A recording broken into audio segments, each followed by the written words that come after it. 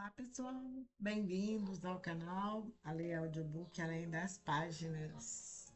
Continuando a leitura do livro O Chamado dos Generais, hoje com o capítulo 6. Vamos comigo. Quando há um mover, você não precisa convocar ninguém. As pessoas vêm até você. A simples e verdadeira religião. A verdadeira religião é um movimento de conexão de famílias para alcançar novas famílias. É chegada a hora da sua religião se tornar menor do que você. Não estamos contra ninguém, absolutamente, mas o reino não funciona apenas por uma via, um canal. Funciona por um caminho em múltiplas direções, pois o Senhor usa você em todos os lugares que você está. Não se é católico, não se é evangélico, você está. Mas cristão, você é. Você católico é amado por mim. Só saiba que Maria não é católica, nem Jesus é evangélico. Se você se intitula evangélico, saiba que você não é evangélico. Você prega o evangelho do reino. Mas se você prega o evangelho e não governa, nenhum evangelho do reino saiu da sua boca até hoje. Declare: a religião que eu sirvo é menor que eu mesmo, porque Jesus não morreu por ela, morreu por mim.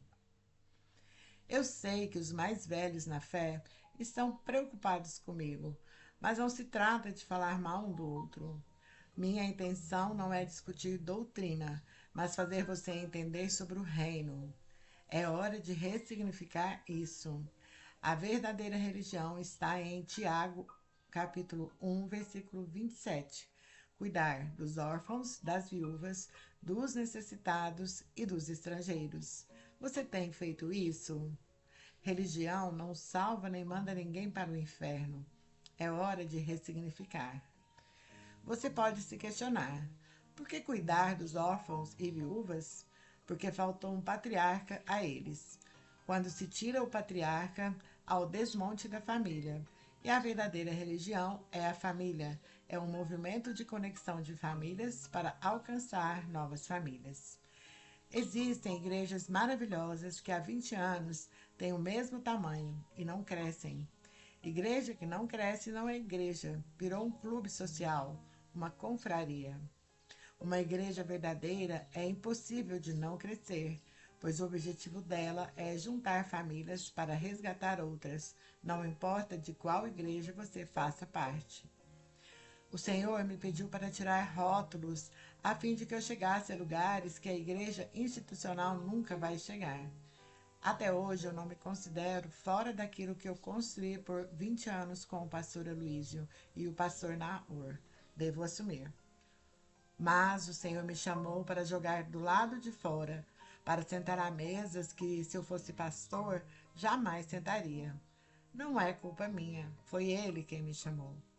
Existe uma geração indignada e o Senhor foi me mostrando algo que eu não estava conseguindo equacionar. Você sabe qual a maior igreja do Brasil hoje? A desigrejada, formada por pessoas que não conhecem o reino ou abandonaram devido a experiências religiosas ruins. Chega de deslealdade, chega de desonra. Se você manifesta o reino, não perca tempo com divergência, com achismos. Se Deus precisasse da sua opinião, teria feito você no primeiro dia para você opinar. Mas ele fez o homem no final, porque não quer saber o que achamos. Então, cale sua boca em nome de Jesus e vai edificar o reino. Deus é o tudo, é o todo, em todos. E nada foi feito a não ser por Ele, por meio dele e para Ele. Você precisa estar atento às vozes a que dá ouvidos, pois elas influenciam suas falas e atitudes. Existem 5 vozes: a voz dele, a voz da sua condição, que é do cérebro, a voz de terceiros, a voz da sua alma, que quer governar, e a voz do diabo. Você pode pegar essas 5 e resumir em 3: a voz dele, a sua e a do diabo. A voz de Deus é para um tempo, um povo e uma geração. É para edificar. A sua diz respeito a você e aos seus. A terceira voz é aquela que veio para destruir, trazer engano e acabar com os relacionamentos. Uma pessoa que não acredita em Deus está com manifesto contra o Senhor, pois não acredita na provisão dele. O único objetivo que ela tem em não acreditar no Senhor é fazer você também não acreditar mais. Não desanime porque ela está segurando-o, mas cresça. O nível de mudança que você teve ainda não foi suficiente para ela. Uma coisa assustadora que acontece é quando ela não reconhece quem você é. Ou será afetada pelo espírito ou por seu resultado, seu testemunho. Mas entenda que você não pode parar. Não volte atrás. Ela precisa ver Deus em você. Cresça. Jesus falou que não entrariam no reino quem não fosse simples como uma criança. Um religioso faz tudo ficar sofisticado e cria um grande idealismo. As pessoas não conseguem amar umas às outras porque os religiosos sofisticam demais, fazem as pessoas pensarem que a salvação precisa de obras, dificultando uma mensagem que deveria ser simples. Existem três tipos de pessoas: as simplórias, as simples e as sofisticadas. Simples é alguém na medida certa. Uma pessoa que tem ação não espera o momento adequado para se movimentar. Age com o que tem em mãos e não tem medo de errar. Tem um coração humilde, ensinável, voltado ao reino. Simplório é alguém que está aquém do que deveria estar. Em vez de dar um passo adiante para resolver os problemas, prefere permanecer como está e erra várias vezes na mesma coisa. O sofisticado é do excesso, do além, vive no idealismo. Ele deseja o perfeito, sempre quer mais. Se por um lado isso pode ser bom, pode, ao mesmo tempo, impedi-lo de acelerar resultados, porque tem problemas com o perfeccionismo e dificulta o acesso de pessoas ao reino. Quando se simplifica a mensagem, o coração se abre e você começa a prosperar. Eu sou acusado de carregar uma mensagem simples demais, mas se você não for simples, não vai acessar a mensagem nem o reino. Se você é uma pessoa simples e o Senhor coloca 1 bilhão na sua mão, você continua sendo simples.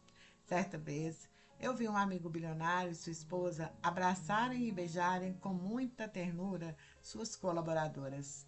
Não é nada demais, mas eu me surpreendi por alguém da frequência dele demonstrar essa simplicidade. Quando você anda com a simplicidade, não teme o inferno. A simplicidade é a perfeita medida. O que eu mais vejo em empresas e casamentos é gente simplória ou sofisticada criando problemas. A perfeita medida de uma vida reinante é próspera, é a simplicidade com gente, situações, ambientes, frequências, com o trono, com o reino e até com o diabo. Se você entender de simplicidade, nunca mais vai dar um passo atrás ou um passo à frente. Seja simples como uma pomba e sagaz como uma serpente, quando necessário. Se surge um problema, você deve governar sobre ele, buscando uma solução simples. Se você não sabe o como, precisa achar o quem. Uma visão simples traz uma vida simples. Por ser simplório demais, você dá ouvidos ao medo. Quem é simples chega com a alma primeiro. Quem é simples não precisa da opinião de quem não tem compromisso com o resultado. Quem é simples governa com a alma. Quem é simples é imparável. Seja simples. Se o seu coração falar, avance. Como fazer para prosperar? Rejeite uma vida simplória. Pare de andar com os simplórios. Só assim sua frequência vai subir. As pessoas querem subir do nível 1 para o 12 de uma vez. Deus é um Deus de milagres e de impossibilidades, mas Ele não valida esse salto. Por isso Ele nos fala de semeadura e colheita e de glória em glória. A primeira semeadura não vai lhe dar 1 milhão na primeira colheita. Por isso o simples entende que não há como parar de crescer. Quem anda com simplório será puxado para baixo, pois ele piora o resultado do outro. Desde que abri mão de ser simplório, eu parei de ouvir quem é simplório. Não faz mais sentido.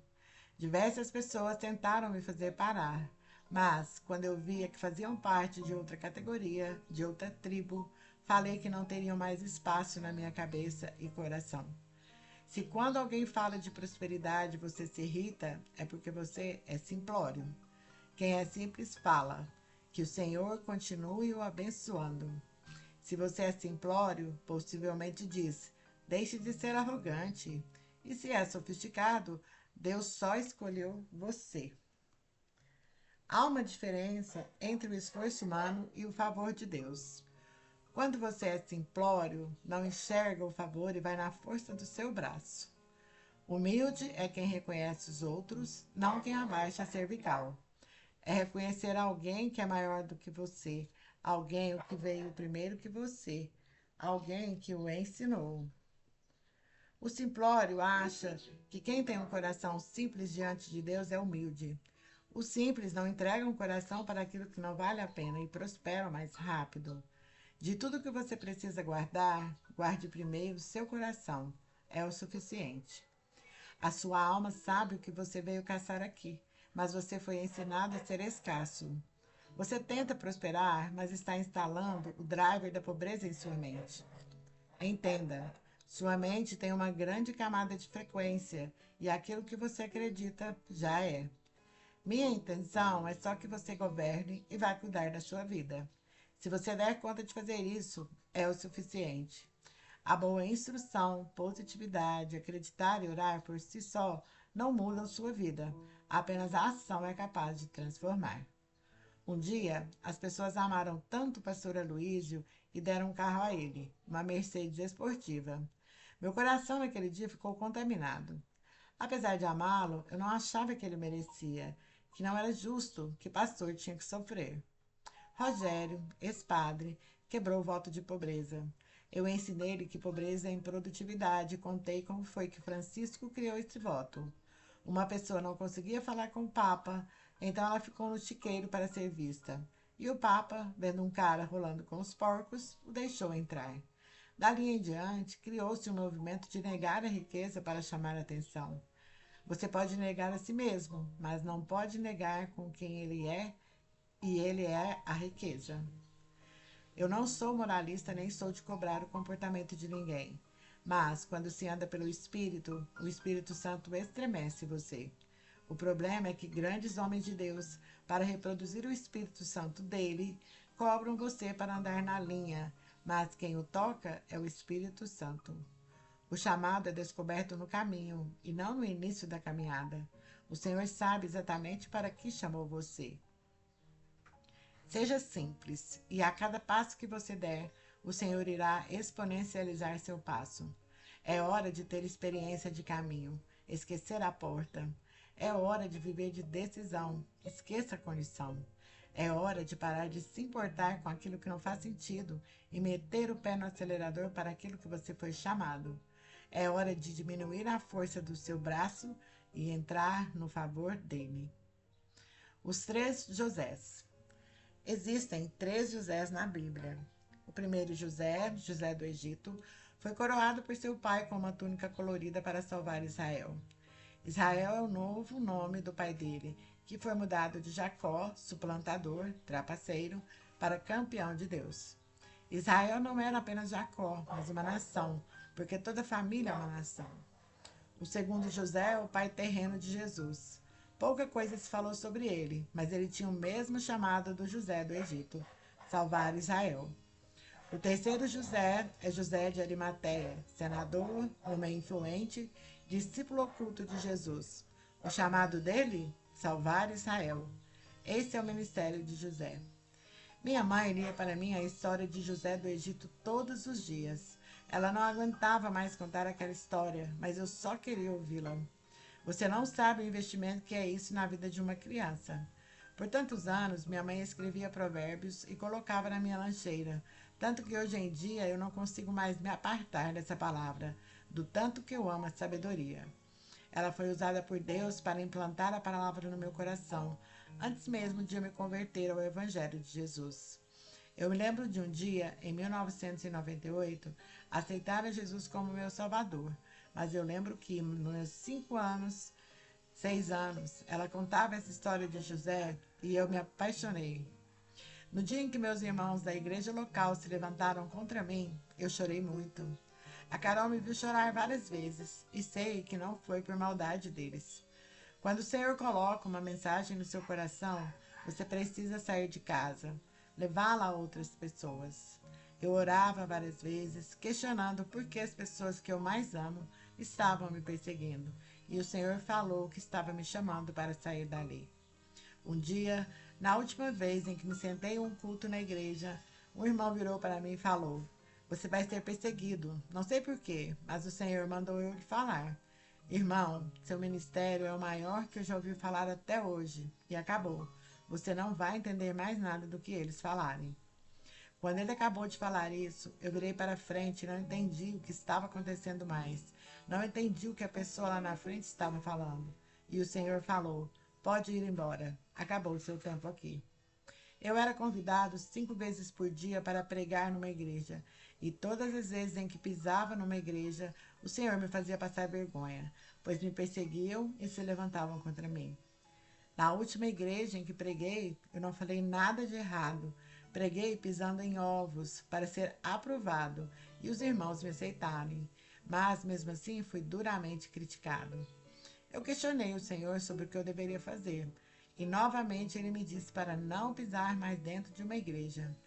Claramente eu tirei você de lá, e você vai resgatar pessoas, porque você não é uma igreja de 4 paredes, você é uma igreja de 2 pernas, e vai levar o reino a lugares em que eles não chegam. Daquele dia em diante, nunca mais recebi um único convite de ninguém.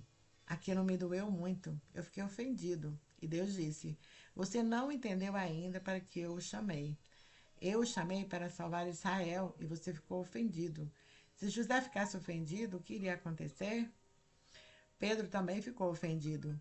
Chamou Silas e o mandou ir atrás de Paulo, anotar tudo o que Paulo falava, porque ele não era da igreja, e sim um perseguidor. Silas sentou-se à frente de Paulo, viu a manifestação da glória do Senhor e se perguntou: O que eu vou anotar? Esse homem falando parece um leão da tribo de Judá. Ele nem voltou para dar satisfação a Pedro. Quando Paulo começa a escrever Gálatas, ele fala: Eu, Paulo, enviado por Deus, não fui levantado por homens, nem por grupo de homens, mas por Jesus Cristo. Se você é um apóstolo Paulo nessa geração, precisa de um Timóteo que ande com você. Quando você vê os discípulos em volta, identifica que é um sinal, que foi Jesus quem chamou. Os Timóteos, os Silas, as Priscilas, aqueles que andam com você, isso revela que é um chamado do Senhor. Quando o reino for introjetado em José, absolutamente nada fazia sentido para ele, a não ser aquilo. Davi nunca quis o palácio, José nunca quis o palácio. Se você pegar esse código agora, você destrava o sucesso. Eles não queriam palácios, riquezas, mas um reino, acima de qualquer coisa. Tem uma coisa que eu preciso compartilhar. Minha esposa é muitas vezes mais mulher do que eu sou homem de Deus. Ela é a base. Mas houve um dia em que o Senhor me mandou fazer algo e não existiu ninguém que me apoiasse. Minha esposa falava assim: Pablo, você está falando muito de Jesus. As pessoas estão pagando muito caro para ouvir você. Pare de falar dele, fale menos, fale por códigos. E eu disse que infelizmente eu só sabia fazer isso. Meu pastor também me mandou parar. Eu disse que me fingiria de bobo, mas que ia fazer aquilo para o que ele me chamou. É muito duro não ter ninguém para compartilhar daquilo que o Senhor está falando. O dia em que o pastor Aloysio foi à minha casa em São Paulo, o Senhor me acordou e falou: José, acorda, seus irmãos estão chegando. Eu tomei um susto, porque eu ouvi essa voz e fiz de tudo para me atrasar para essa reunião com o pastor Aloysio, porque eu fiquei nervoso. Quando cheguei à presença dele, ele entrou em prantos e falou: Irmão, eu tenho que assumir uma coisa. Você é o José de nós, e nós somos seus irmãos, e viemos aqui reconhecer a glória que o Senhor colocou na sua vida. A gente quer aprender, estamos aqui para ouvi-lo. Aquilo que parecia uma perseguição virou uma dupla honra. Eu fui curado. Deus me deu clareza que sou como José de Arimateia. Fui chamado para fora da igreja para defendê-la. José foi o trabalhador da última hora e tem mais potência que José do Egito. Quando Jesus morreu, ninguém conseguia liberar o corpo dele, mas José de Arimateia tinha riqueza, influência, networking e acesso. Por isso resolveu os problemas que os discípulos não resolveram. Você também pode ser um José da última hora, que está no mundo tocando os seus negócios com o coração ardendo. Por fora pode não parecer que está servindo ao reino, mas o Senhor conhece o seu coração. Quando você não faz aquilo que Deus pede, Ele convocará outras pessoas, pois a promessa dele não pode deixar de ser cumprida. Se o Senhor o chamar para fazer algo, Ele vai colocar as pessoas certas perto de você. Quando ao mover, você não precisa convocar ninguém. As pessoas vêm até você. Deus criou tudo para andar em paridade. Porém, há pessoas individualistas que se sentem superiores às demais, generais que preferem andar sozinhos e viver dessa forma. A verdade é que, se você age dessa forma, é um claro sinal que você foge de problemas. Caminhada solitária não resolve. Você precisa criar um movimento. Retroalimentação. Essa é a função de não andar sozinho. Um retroalimenta a energia do outro. Andar sozinho é o mesmo que ficar parado. Não conheço nenhuma pessoa impressionante, mas conheço aqueles que derramaram o próprio coração, a própria vida, e investiram na família para viver tudo aquilo que o Senhor está fazendo. E isso é impressionante neste mundo. Eu quero que você entenda. Quando você fizer aquilo que o Senhor mandar, Ele vai trazer pessoas improváveis para caminhar com você. Pessoas com diferentes habilidades e cada um com seu próprio conhecimento vai ensinar aos outros e juntos vão cumprir o propósito. É muito bom andar com irmãos. A palavra fala para não deixarmos de congregar. Somos de várias tribos, mas todos somos filhos de Israel. Agradeço aos que andam comigo por terem empenhado suas vidas no reino, mas desejo que não façam nunca para si. Se fizerem por ele, ganharão 1000 vezes mais, tanto em perseguição como em retorno, em bênçãos. Nunca destruam nada que alguém esteja construindo, mas lembrem-se de fazer para aquele que o chamou. Não trabalhem para alguém, e sim para o Senhor. E assim finalizamos esse capítulo. E eu fiquei emocionada com esse capítulo hoje. Obrigada por estarem aqui comigo e até o nosso último capítulo. Tchau, tchau.